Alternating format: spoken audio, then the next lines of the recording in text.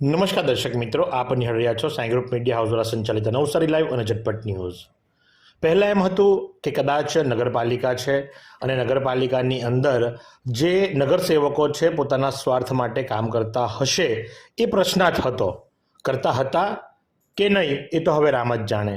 પણ જ્યારે મહાનગરપાલિકા બની અને મહાનગરપાલિકા બન્યા બાદ કમિશનરની નિમણૂક કરવામાં આવી તો એવું હતું કે હવે વહીવટ પારદર્શક થશે અને લોકોની જે આશા છે આ આશા ઉપર આ અધિકારીઓ ખરા ઉતરશે। પણ નવાઈની વાત જુઓ, નવાઈની વાત એટલે કે પહેલાં 110 કરોડના ખર્ચે નવસારીના સ્ટેશન વિસ્તારમાં રેલવે ઓવરબ્રિજ બનાવવામાં આવ્યો। પહેલા જ વરસાદમાં એની પોલ ખુલી ગઈ, એની ડિઝાઇનની અંદર ખામી દેખાઈ અને નવસારી પાસે નટરાજ ટોકીઝ પાસેનો જે વિસ્તાર ખરો એ નટરાજ ટોકીઝ પાસેના વિસ્તારની અંદર પાણી ભરાવો થયો। અંડરપાસમાંથી નહીં જઈ શકાયું, ઓવરબ્રિજ પરથી નહીં જઈ શકાયું। ત્યાર પછીથી જો વાત કરવામાં આવે તો 17 લાખ રૂપિયાનો બીજો ખર્ચો કરવામાં આવ્યો, કારણ કે આ વખતે કમોસમી વરસાદના પહેલા જ માવઠાની અંદર વળી પાછું પાણી ભરાયું, રેલ પણ નહોતી આવી, એટલે એ લોકો સાફડા જગ્યા અને 17 લાખ રૂપિયાનો તાબડતોબ ખર્ચો કર્યો અને પ્રોટેક્શન વોલ બનાવવામાં આવી। એ વોલ બનાવવામાં આવી અને પાણી ભરાયું એટલે પાછી બનાવેલી દિવાલમાં જ કાણું પાડી અને પાણી બહાર કાઢવામાં આવ્યું। પાછી કંઈક બ્રહ્મજ્ઞાન થયું, એટલે હવે એ રોડની ઉપર તમે જો તો પુરાણ કરીને નવો રસ્તો બનાવવાની તજવીજ હાથ ધરવામાં આવી છે। એટલે જે ખાડો પડતો હતો એ ખાડો પૂરવા માટે ત્યાં વળી પાછો પુરાણ કરી ડામર રોડ બનાવવાની તજવીજ હાથ ધરવામાં આવી છે, જે તમે દ્રશ્યોમાં જોઈ શકો છો। એટલે મૂળ કહેવાનો ભાવાર્થ કે પહેલી જે 110 કરોડના ખર્ચે બનાવવામાં આવેલી બ્રિજની ડિઝાઇન હતી એમાં કેટલી ખામીઓ હતી કે એને સુધારવા માટે વારંવાર ખર્ચા કરવા પડી રહ્યા છે। 17 લાખની દિવાલ બનાવી, દિવાલમાં પાણી ભરાયું, દિવાલ તોડવામાં આવી, કાણું પાડી પાણી બહાર કાઢવામાં આવ્યું, હવે પુરાણ કરવામાં આવી રહ્યું છે।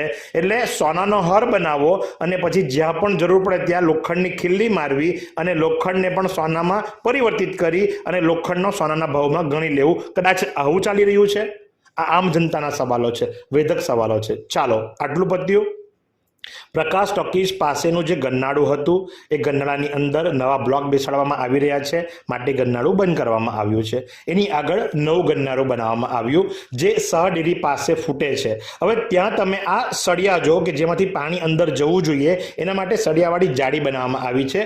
હજુ તો માંડ આ કામ પત્યાને 3 મહિના પણ નહીં થયા હશે અને અત્યારે અવરજવર ત્યાંથી વધારે એટલે ચાલુ છે, કારણ કે પ્રકાશ ટોકીઝનું ગન્નારું જે ખરું ત્યાં બ્લોકની કામગીરી ચાલી રહી છે, માટે બંધ કરવામાં આવ્યું છે અને એની પોલ ખુલી ગઈ। તમે જુઓ સળિયાની હાલત, મોટું વાહન કદાચ ફસાઈ જાય। અરે કદાચ એવું તો નથી ને? હા, હું ભૂલી ગયો કે આ લોકોએ ઓર્થોપેડિક ડૉક્ટરની સાથે સેટિંગ કર્યું હોય, કમરમાં મોટો આંચકો લાગે અને એ આંચકો દૂર કરવા માટે ઓર્થોપેડિક ડૉક્ટરને ત્યાં જવું પડે કે સેટિંગબાજી તો નથી ચાલતી ને? માફ કરજો ડૉક્ટર સાહેબ, પણ પ્રશ્નાર્થ છે નગરપાલિકાની સામે, મહાનગરપાલિકાની સામે, તંત્રની સામે। આ તો એક રમૂજમાં લેજો। પણ તમે જુઓ, અને એ સળિયા કદાચ કોઈના ટાયરની અંદર ફસાય, ટાયર ફાડે, ગાડી ફસાઈ જાય, કોઈ પડે, કારણ કે અચાનક જ બમ દઈને તમે સળિયાની અંદર પડો અને એ જો તમે કે કેટલી ગેપ છે। અરે સામાન્ય રિક્ષા જેવી રિક્ષા પણ પલટી મારી જાય એવી પરિસ્થિતિનું નિર્માણ થવા પામ્યું છે। અને બ્રહ્મજ્ઞાન તો જુઓ, અંડરપાસ ચાલુ કરી દેવામાં આવ્યો, કોઈ જ લાઇટની વ્યવસ્થા નથી। દિવસે આટલું અંધારું હોય તો રાત્રે શું પરિસ્થિતિ થઈ શકે? અને આમ જનતાએ જવું ક્યાંથી? ફૂટ ઓવરબ્રિજનું તો કોઈ નામો નિશાન નથી। અરે કઈ ગણતરીથી વિકાસ થઈ રહ્યો છે અને આ વિકાસ કોના દમ પર?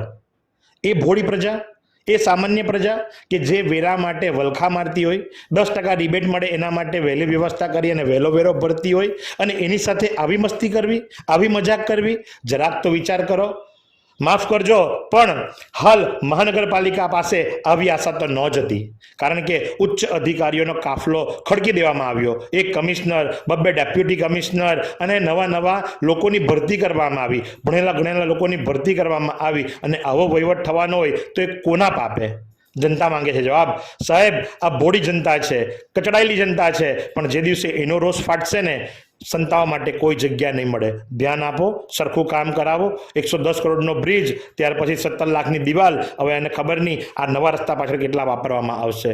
તો આવા જ અવનવા સમાચારો માટે આપ નિહાળતા રહો નવસારી લાઈવ અને ઝટપટ ન્યૂઝ।